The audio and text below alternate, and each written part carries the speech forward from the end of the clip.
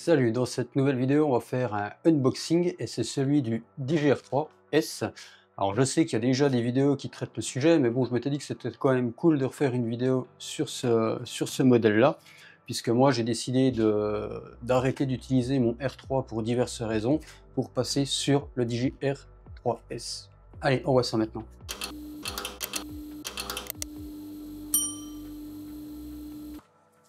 Ça fait une semaine qu'il est à la maison, je l'avais toujours pas déballé exprès pour faire cette vidéo, donc voilà, c'est le moment.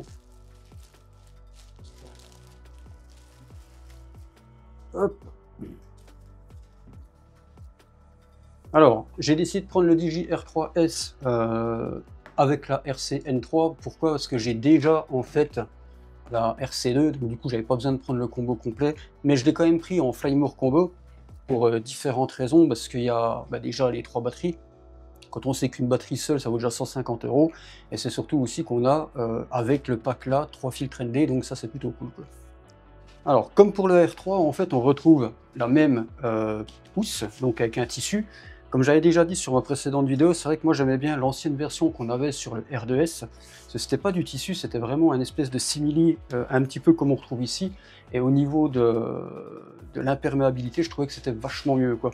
Après ça fait une finition un peu plus premium, un peu plus haut de gamme, donc c'est sympa aussi quoi. Voilà. À l'intérieur, qu'est-ce qu'on retrouve? Eh bien comme d'habitude, on va retrouver notre drone. On va retrouver un pack d'hélices directement pour pouvoir remplacer celle qu'on aura cassée au cas où. On retrouve les filtres ND, donc c'est ce que je disais en introduction. Hop. Donc, les filtres ND en fait on en a 3. On a un ND 8, 32, 28. Alors ça me dérange un peu en fait parce que dans les filtres ND, moi j'ai tendance à souvent utiliser le ND 16. Donc du coup, je verrai un petit peu quand je ferai les tests ce que ça va donner, si le 8 ou le 32 suffisent, sinon ça veut dire qu'il faudra que je rachète un pack de filtres ND quoi. À l'intérieur, on retrouve, comme d'hab, le super dock de chez Digi. Alors les gars, franchement, c'est le dock là, il est zéro en termes de... pas en termes de fonctionnalité, mais en termes de place. Parce que quand tu dois caser ça dans ton sac, quand tu t'en vas ou dans une valise, c'est super chiant quoi. Je comprends pas qu'ils aient pas fait comme pour le R2S, un système en fait où tu venais juste plugger, tu venais poser sur ton dock comme ça, et du coup ça te permettait en fait d'avoir vraiment un tout petit chargeur qui était plat. Alors je sais que il y a de l'électronique embarquée à ce niveau-là pour pouvoir faire le système de recharge, enfin vider les batteries pour en recharger une.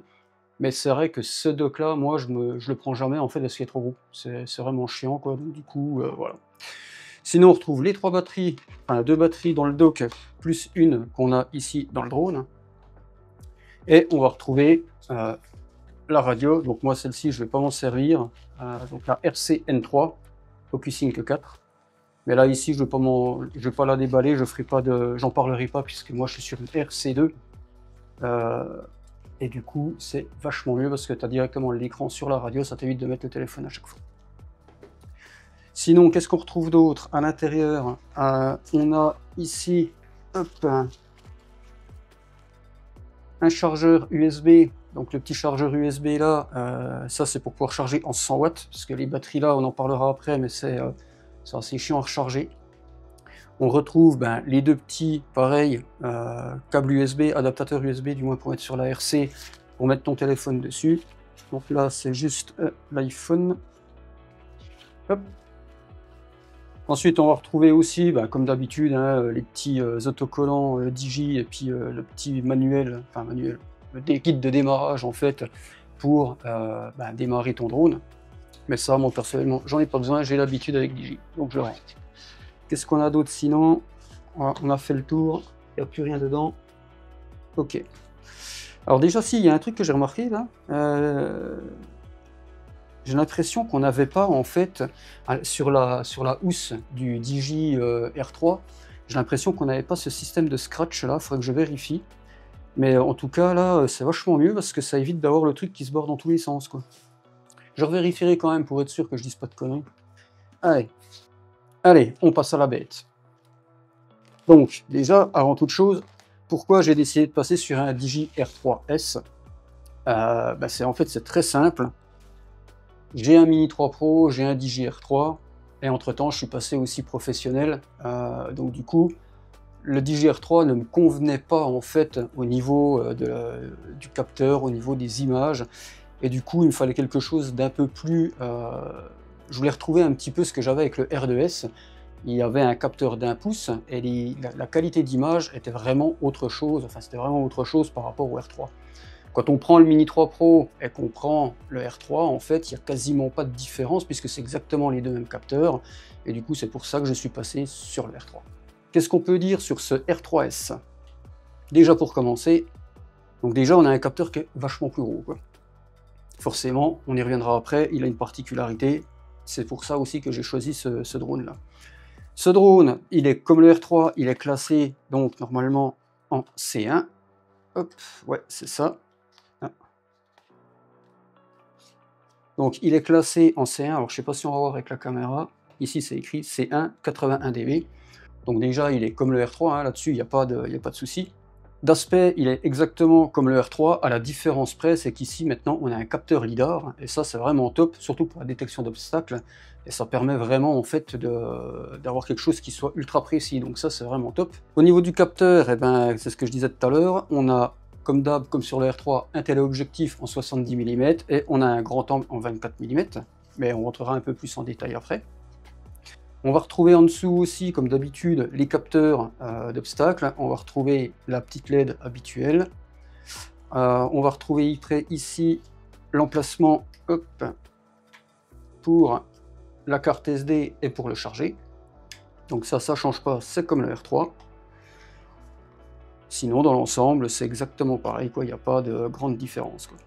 Niveau performance, ce drone va pouvoir aller jusqu'à 75 km/h, ce qui est déjà pas mal, surtout en mode sport. Ça, c'est vraiment utile quand tu vas être dans des zones où c'est qu'il y a énormément de vent, bien qu'il ait une bonne résistance au vent, mais ça peut te permettre en fait de pouvoir ramener le drone si tu commences à être dans des grosses rafales et tout, donc ça, c'est plutôt cool.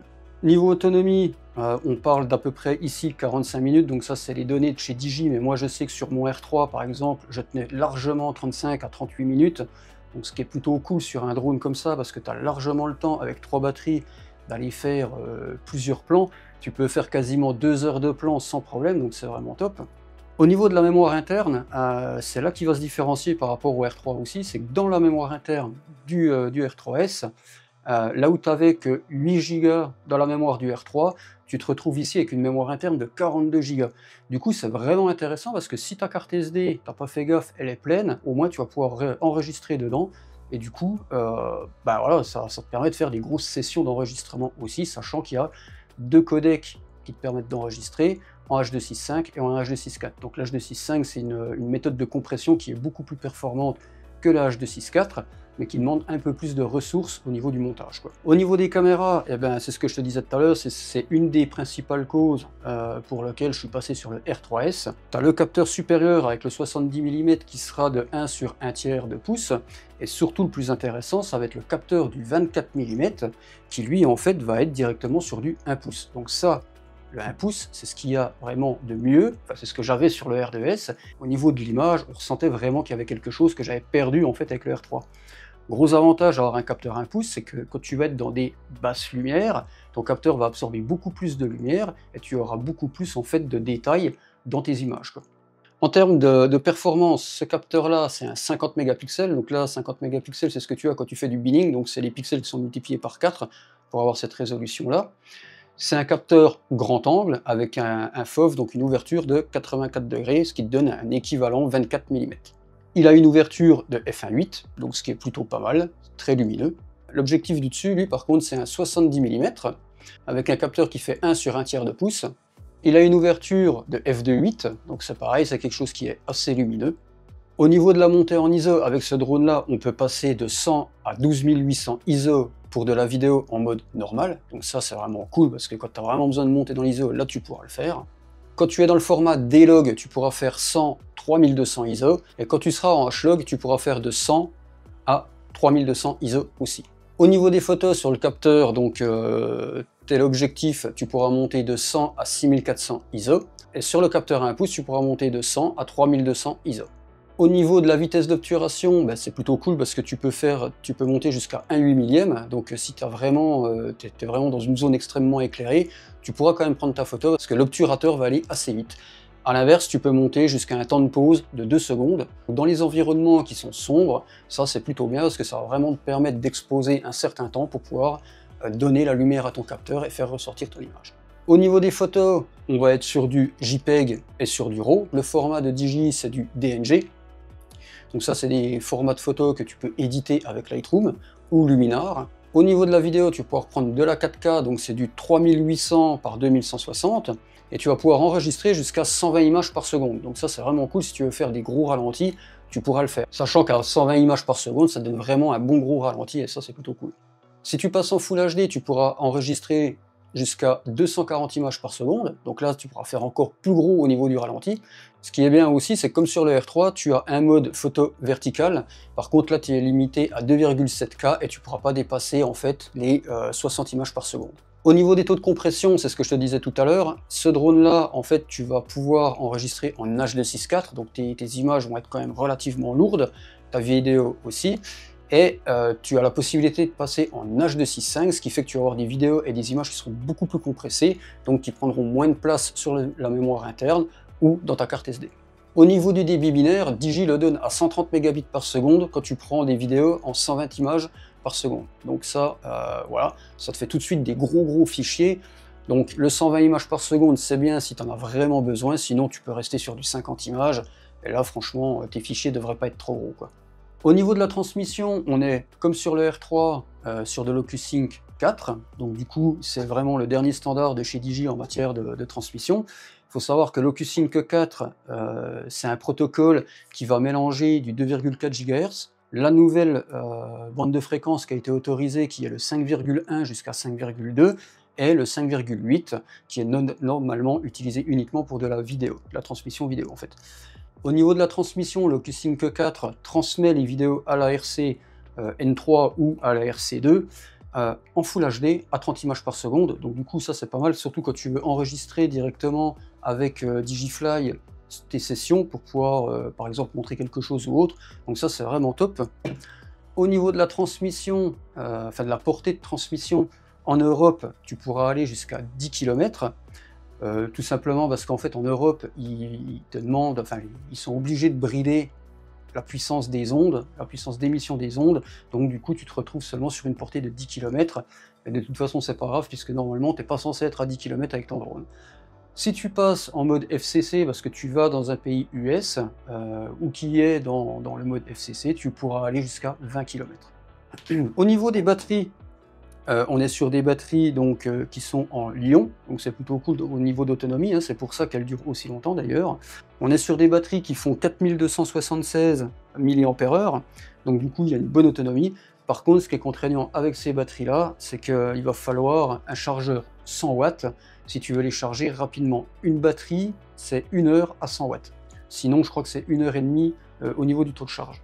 Donc ça, c'est un peu contraignant. Moi, justement, à cause du R3, j'ai dû acheter un chargeur 100 watts pour pouvoir brancher mon dock en fait et charger mes batteries ou directement sur le drone. Et ça, c'est vrai que c'est un peu contraignant parce que quand tu as qu'un petit chargeur de 65 watts, tu en as pour je sais plus combien de temps pour charger tes 3 batteries, quoi. Donc ça, c'est un peu contraignant. Mais c'est vrai que quand tu passes sur le chargeur 100 watts, ça va quand même vachement plus vite. Alors là où Digi a été malin, encore une fois, c'est que quand tu prends le dock, tu as la possibilité ici, en fait, de mettre tes 3 batteries. Si tu as une batterie qui est complètement déchargée et que tu as les 2 autres batteries où il reste à peu près la moitié d'autonomie, tu vas pouvoir transférer directement ces 2 batteries dans la batterie restante. Ce qui fait que ça te redonne de l'autonomie sur une batterie complète, quoi. Et ça, c'est dans la partie électronique qui se situe ici, là, sur le côté. Mais franchement, je veux bien qu'il y ait cette partie-là qui soit intéressante au niveau du dock, mais c'est pas... non, c'est trop gros, les gars. Enfin, voilà, quoi. Vous voyez ce que je veux dire. Tu mets ça dans ton sac, déjà, bon... il est pas spécialement lourd, hein. Il est relativement léger, mais c'est super encombrant, quoi. Quand tu le mets dans ton sac à dos, ben, c'est chiant parce que tu peux pas le caser. Quand tu le mets dans ta valise, ben, si on te perd ta valise, ben, t'as plus ton chargeur. Donc franchement, non, ce qui serait cool, c'est qu'il fasse... à la limite qu'il le coupe comme ça, là, et puis qu'ils fassent un support plat comme on avait sur le R3S, c'était vraiment top, quoi. Je crois même en plus que sur le Mavic 3, ils ont fait des docks qui sont hauts comme ça, où tu viens plugger les batteries directement dedans. Alors, c'est vrai que sur le R3, les pins de charge, elles sont ici, là elles sont au-dessus. Bon, après, un support plat comme ça pour venir charger, ça ne serait pas du luxe, quoi. Au niveau des batteries, il y a une chose qu'il faut savoir aussi, c'est que ces batteries-là, enfin celles du R3, sont compatibles avec le R3S. Le seul problème qu'il y aura, c'est que tu n'auras pas la fonction de Quick Transfer. Alors, moi personnellement, je m'en fous, parce que je ne me sers pas du Quick Transfer, mais je sais qu'il y a pas mal de gens qui ont tendance à ne pas brancher le drone, et ils font du Quick Transfer pour récupérer les photos tout de suite pour pouvoir les diffuser sur les réseaux. Et ça, du coup, ben, c'est emmerdant, parce que si tu décides d'acheter le R3 en pack standard et que tu conserves tes batteries de R3S, enfin de R3 pardon, sache que tu ne peux pas en fait utiliser la fonctionnalité de Quick Transfer.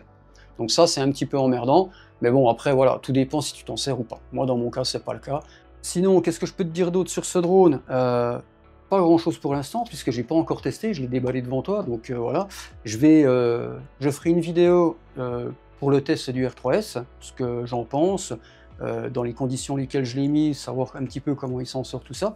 Je ferai une vidéo comparative entre le R3S et le R3 pour voir un petit peu ce que ça donne en termes de performance, en termes de qualité d'image, de vidéo, tout ça. Voilà, je pense que j'ai fait un petit peu le tour du sujet au niveau de ce nouveau R3S. Comme d'habitude, si cette vidéo t'a plu, ben, n'hésite pas à me laisser un petit pouce vers le haut et à me mettre un petit commentaire si tu as des questions, j'y répondrai toujours avec grand plaisir, hein, comme d'habitude. Si tu veux me suivre sur mon Insta, je te mets le lien en dessous en description comme d'habitude. Surtout, n'oublie pas de t'abonner et de mettre la petite cloche pour ne pas manquer les prochaines vidéos. Et en attendant, moi je te dis à bientôt pour une prochaine vidéo. Ciao ciao.